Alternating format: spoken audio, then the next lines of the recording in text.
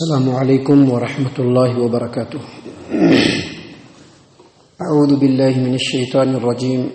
بسم اللہ الرحمن الرحیم۔ وَلْتَكُن مِّنكُمْ أُمَّةٌ يَدْعُونَ إِلَى الْخَيْرِ وَيَأْمُرُونَ بِالْمَعْرُوفِ وَيَنْهُونَ عَنِ الْمُنكَرِ وَأُولَئِكَ هُمُ الْمُفْلِحُونَ۔ تم لوگوں میں سے ایک ایسا گروہ،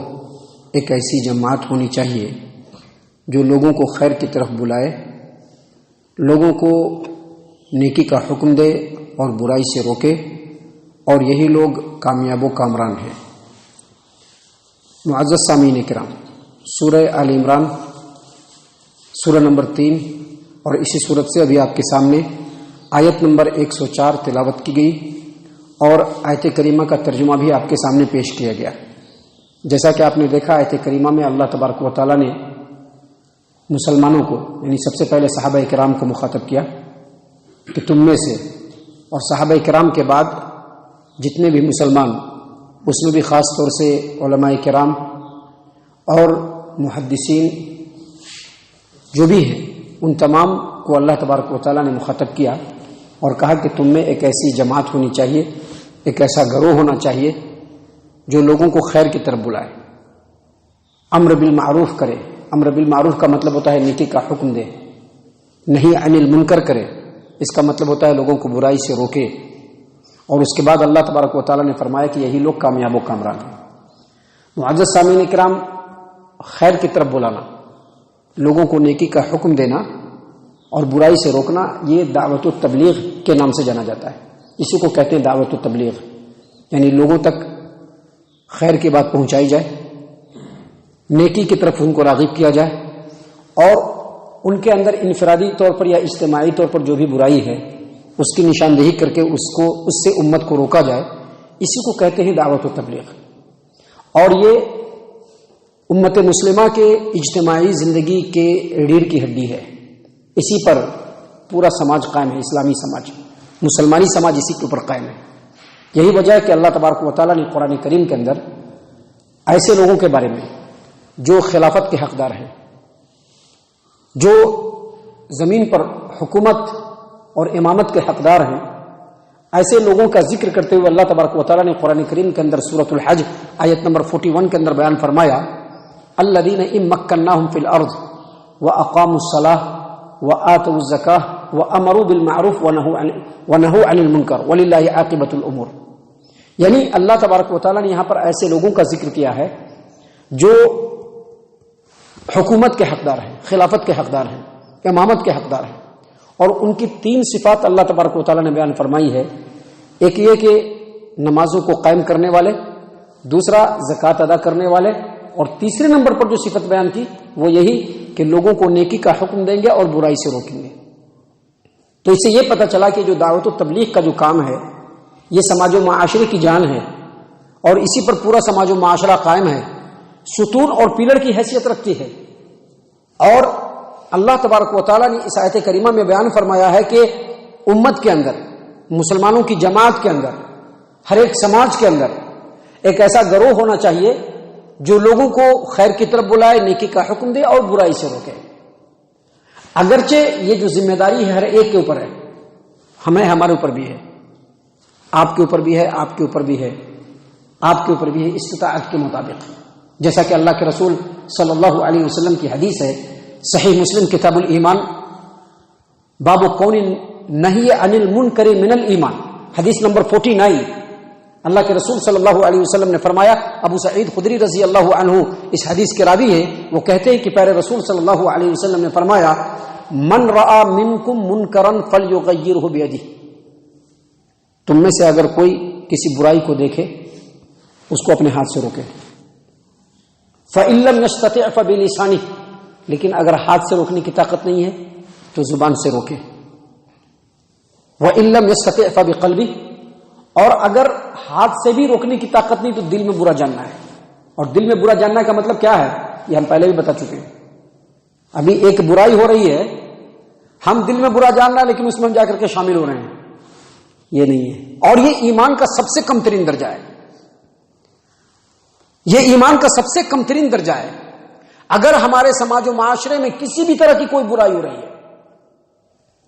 کسی بھی طرح کی کوئی برائی ہو رہی ہے، اور اگر ہم اس کو دل میں بھی برا نہیں جانتے ہیں، سمجھ لیجئے کہ ہمارے دل کے اندر ایمان رائی کے دانے کے برابر بھی نہیں ہے. کیونکہ یہ جو روایت ہے 49 نمبر کی روایت صحیح مسلم کتاب الایمان کی، اس کے بعد والی روایت میں پیارے رسول صلی اللہ علیہ وسلم نے فرمایا وَلَيْسَ وَرَاءَ ذَلِكَ مِنَ الْإِيمَانِ حَبَّةُ خَرْدَلٍ، اگر کوئی ایسا بھی نہیں کرتا ہے تو اس کے دل میں رائی کے دانے کے برابر بھی ایمان نہیں ہے. اور جو روایت ابھی آپ کے سامنے پڑھی ہے اس میں اللہ کے رسول صلی اللہ علیہ وسلم نے فرمایا وَذَلِكَ أَضْعَفُ الْإِيمَانِ، یہ ایمان کا سب سے کم ترین درجہ ہے. یعنی دل میں برا تو ضرور جاننا ہے، اور دل میں برا جاننے کا مطلب یہ ہے کہ اس کو واقعی برا جاننا ہے. ابھی ہم کسی کو برا جانتے ہیں، اس کے ساتھ جا کر کے رہتے نہیں ہیں، اس سے باتیں بھی نہیں کرتے، اس سے سوچتے ہیں کہ الگ ہی رہنا ہوتا ہے نا. برا ہم کس کو جانتے ہیں؟ اگر ہم کسی کو برا جانتے ہیں اس کا کیا مطلب ہوتا ہے؟ اس سے ذرا کٹ کے رہنا ہے، اس کے ہر چیز میں شامل نہیں ہونا ہے. برا اسی کو جاننا کہتے ہیں نا. یہ چیز ہم کو بری لگ رہی ہے، ہم اس سے دور رہیں گے، ہمارا یہی سوچ ہے ہماری. اگر دل میں برا جانتے ہیں تو سمجھ لیجئے کہ ایمان کے کمزور درجے پر تو کم سے کم ضرور ہیں. اگر برا بھی نہیں جانتے تو کمزور درجے پر بھی نہیں ہے. تو دیکھیے اس حدیث کے اندر اللہ کے رسول صلی اللہ علیہ وسلم نے بتلایا کہ ہر انسان کے اوپر اس کے استطاعت اور کیپیسٹی کے مطابق نیکی کا حکم دینا اور برائی سے روکنا اس کے اوپر فرض ہے. لیکن اس آیت کریمہ میں اللہ تبارک و تعالیٰ نے بیان فرمایا ہے کہ ایک گروہ ایسا ہونا چاہیے، ایک جماعت ایسی ہونی چاہیے جو لوگوں کو نیکی کی طرف بلائے، برائی سے روکے. مطلب کیا ہے؟ ابھی ایک جماعت، سپوز دیٹ ایک جماعت ہے، وہ اپنے آپ کو جماعت کہے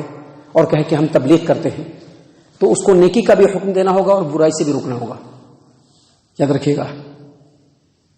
خالی لوگوں کو نیکی کا حکم دے، نماز پڑھو، روزہ رکھو، لوگ بیڑی بھی دھوکے، چلو چلے گا، لوگ گٹخا بھی کھائے، چلو چلے گا، لوگ سودی کاروبار بھی کریں، چلو چلے گا، لیکن خالی نماز پڑھنے کے لیے آ گئے، یہ تبلیغ نہیں ہے. اور یہ جماعت تبلیغ کہلانے کے بھی لائق نہیں ہے. اسی طرح سے یہاں پر جو اللہ تبارک و تعالیٰ نے یہ فرمایا وَلْتَكُمْ مِنْكُمْ أُمَّةٌ يَدْعُونَ إِلَى الْخَيْرِ، تم میں سے ایک ایسی جماعت ہونی چاہیے، ایک ایسا گروہ ہونا چاہیے جو لوگوں کو خیر کی طرف بلائے، نیکی کا حکم دے اور برائی سے روکے. کیا مطلب اس کا؟ نیکی کا حکم دے. نیکی سمجھتے ہیں نا، نیکی کا ڈیفینیشن یہی ہے، نیکی کی تعریف یہی ہے، جو کام اللہ تبارک و تعالیٰ نے فرمایا ہے وہ نیکی ہے، جو کام رسول اللہ صلی اللہ علیہ وسلم نے فرمایا وہ نیکی ہے. اپنی طرف سے کوئی بات بنا کر کے اس کو نیکی بول کر کے لوگوں کو اس کی طرف بلانا، یہ نیکی نہیں ہو سکتا ہے. اور نیکی میں سب سے پہلے توحید کی دعوت دینا،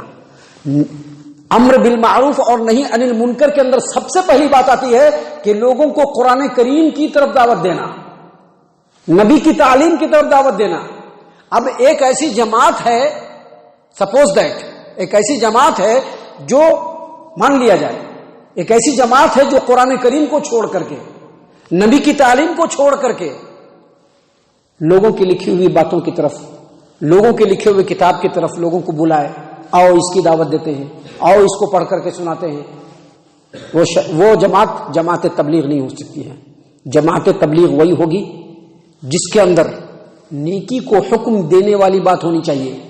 برائی سے روکنے والی بات ہونی چاہیے. وہ جماعت لوگوں کو اللہ کے کلام کی طرف بلائے، وہ جماعت لوگوں کو اللہ کے رسول صلی اللہ علیہ وسلم کی تعلیمات کی طرف بلائے، وہ جماعت تبلیغ ہوگی. اسی چیز کی طرف اللہ تبارک و تعالیٰ نے یہاں پر اس آیت کریمہ میں بتلایا ہے وَلْتَكُمْ مِنْكُمْ أُمَّةٌ يَدْعُونَ إِلَى الْخَيْرِ، تم میں ایک ایسی جماعت ہونی چاہیے جو لوگوں کو خیر کی طرف بلائے،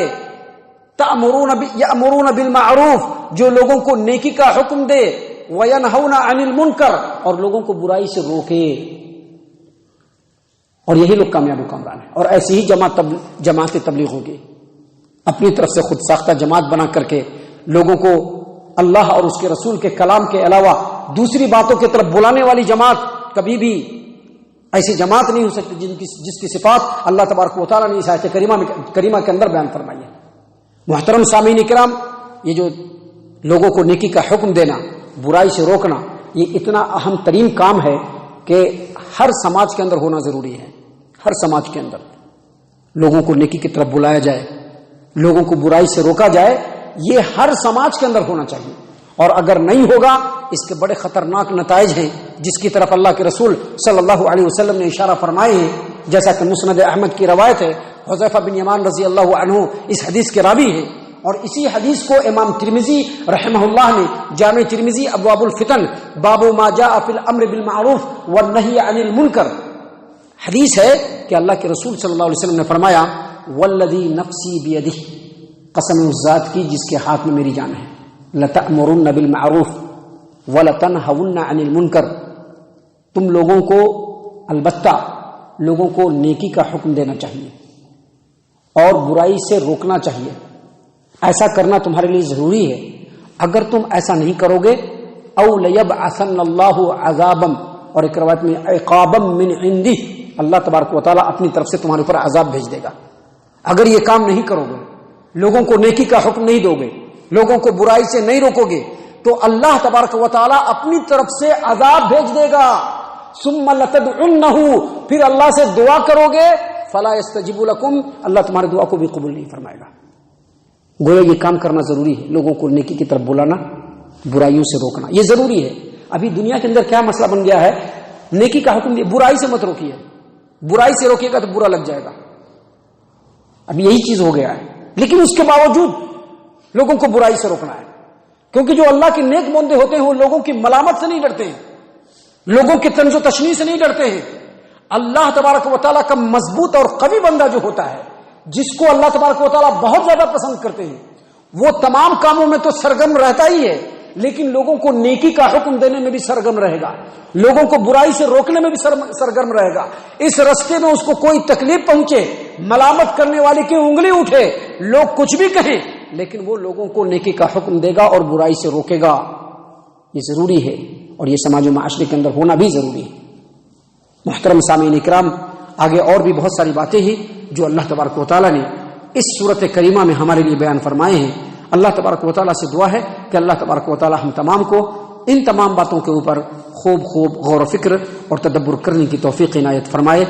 اللہ تعالیٰ ہم تمام کو صحیح معنوں میں پکا سچا مومن مسلمان بنائے، اللہ اور اس کے رسول صلی اللہ علیہ وسلم کی اطاعت و فرما برداری کرنے والا بنائے،